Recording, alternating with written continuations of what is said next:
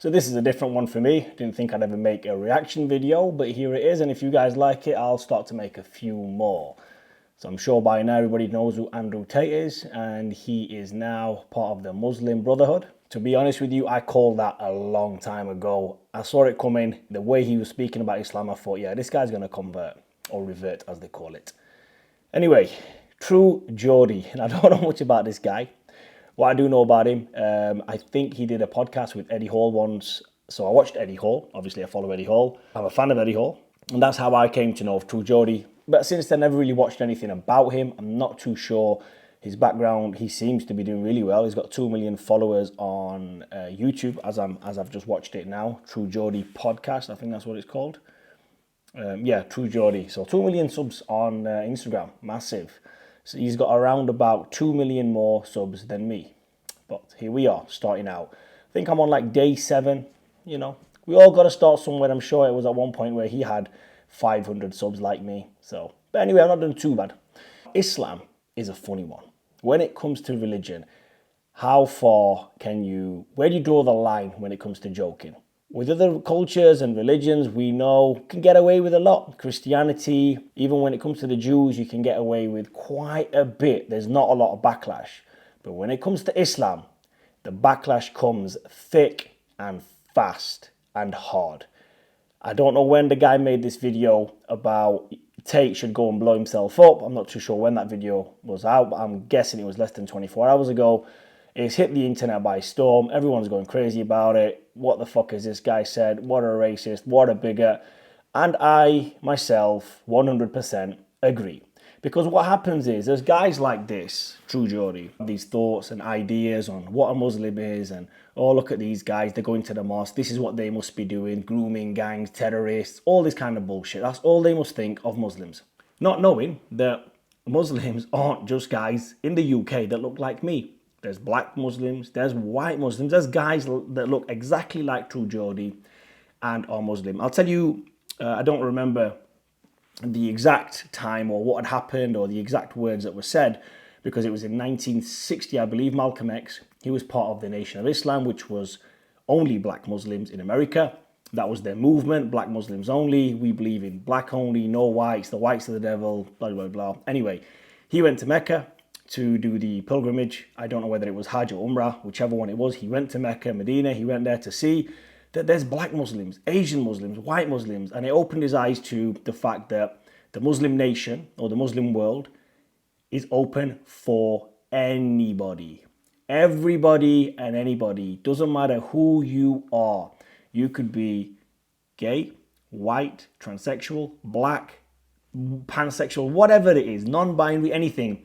The second you want to take Shahada and become a Muslim, you can. There's no gatekeepers of Islam. There's no one that says you are not allowed in Islam. Anybody at any point can become a Muslim. Then obviously moving forward, if you are of the sections that I've mentioned, you have to change your opinions and views on it. Otherwise, you probably wouldn't want to become a Muslim. But at the start, anybody can become a Muslim because that's just the way it is. And that is why so many people turn to Islam. Luckily for guys like me, fortunate enough to be born into it, so it was kind of like the only thing that I knew. Didn't really know anything else, but I still studied and worked out what was right, what was wrong. Questioned a lot, more so than most people that I know, and that's just because that's my nature, that's my personality, to question things that I'm unsure of, or things that don't sit right with me, or why do we do this, or why do we do that? And most of the time people are like, look, this is just us, we have to get on with it. But me, no, I like to question everything. So sometimes I respect the Muslims that are not born into Islam, more in the sense where they've thought about it, they could do anything that they want. And especially Tate, I'll tell you why I speak about Tate, is this guy has got everything. Money, car, fame, the richest, whatever you would class as everything in this day and age. Because to be honest with you, everything would be, you live in a hut somewhere, on the beach, you fish, you chill, you've got your missus, you've got your kid. That is everything. When you think about everything, that is actually everything. But in today's society, it's all the glitz, the glamour, the money, the fame, the women, the cars, all this. So let's talk about 2022. He has everything. He can be anywhere at any time. He's got a private jet. Money is not an issue. And still, he chose to become a Muslim. Why? Who knows? That's his own personal reasons. I'm not here to question him or question anybody. But what I'm here to say, True Geordie's colours shine through. We call this a closet racist. I'm sure you've heard that phrase being thrown out a lot. I don't understand who his mate is. I don't know whether he's Muslim or his wife's Muslim, he said, and his children are Muslim. But that's great, you know. But True Geordie, what the fuck? The guy you sit next to doing the podcast is Muslim or his family's Muslim. What the fuck? You should have fucking known better. And the truth is, he knows better, but that is just him. If you are around Muslims on a daily basis like he is, he clearly says he knows this guy's family. He came out with, I've dated Muslim girls, I know Muslims, I have the Muslim friends, you know, the whole, I'm not racist, I've got black friends argument, which is, we know what that fucking means. So True Geordie has this guy sat opposite him on a weekly basis. I'm assuming they make a few podcasts a week, I don't know how many, but these guys have got 2 million subscribers, so they must be doing really well. And this guy sits opposite a guy who clearly has some sort of link to Muslims, or to Islam, or probably is a Muslim himself, and still, True Geordie's mind was that polluted that he said, all Muslim, oh, isn't that what Muslims do? What the fuck, mate? That is not a joke in the sense where, there's joking, yeah, you can think about a joke, or you can think about, oh, this is funny, or that's funny, but you're going to be that insensitive to the guy who sits opposite you. There's a couple of things you don't joke about, and I'm assuming you're a journalist. You know, you've got the whole mic, and his whole gig is like me. I go to the gym. I'm a gym guy. I go to the gym. I show you guys what to eat.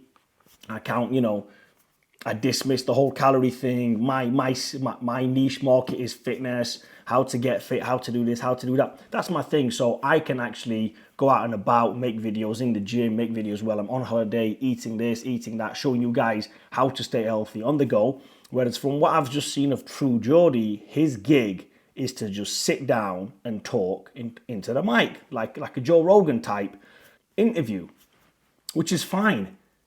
But at that point, how many fucking hours have you been doing this for, and your views are still like that? And here's the thing that annoyed me more about his friend. Okay, his friend said, yeah, it wasn't me, and I didn't say it, True Geordie said it, and maybe I should have stopped him. His friend came out and said, oh, I'm just so gutted. This was on a live podcast. Think about live podcasts. And he said it a few times, live podcasts. We just shouldn't do live podcasts. Mate, so you're only fucking crying about it because you got caught. Like, what the fuck? Does he make these jokes on a regular basis in front of you? What the fuck is the setup here? I don't get it. Because if I'm True Geordie now, let's say I use the N-word a lot, and there's a guy sat next to me, and he's my brother, and I've grown up with this guy, and we're doing the podcast together, and how is that word even going to be in my vocabulary? It's not going to be there because I have to respect this guy. And let's say I said that shit 10 years ago, and I've been with this guy now for 2 years, every single day. Me and him have been making podcasts. Eventually, first of all, my thought process is going to go, if I do hate that kind of individual, the N-word is going to completely go from my vocab. I'm not even going to have those thoughts in my head anymore because this guy is someone I'm doing business with. We're sat down making podcasts. So this other dude, I don't know his name, he's been sat with him for what I can see years on end, maybe 2, maybe 3, 4 years, however long these two have been together making this podcast. And True Geordie still has his mind polluted with the garbage media was selling fucking years ago. I don't know how old he is, but he looks probably about the same age as me, to be honest with you.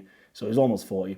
But they still got that shitty fucking mindset that all Muslims are terrorists, all Muslims are doing grooming gangs, people are doing this, black people are like this.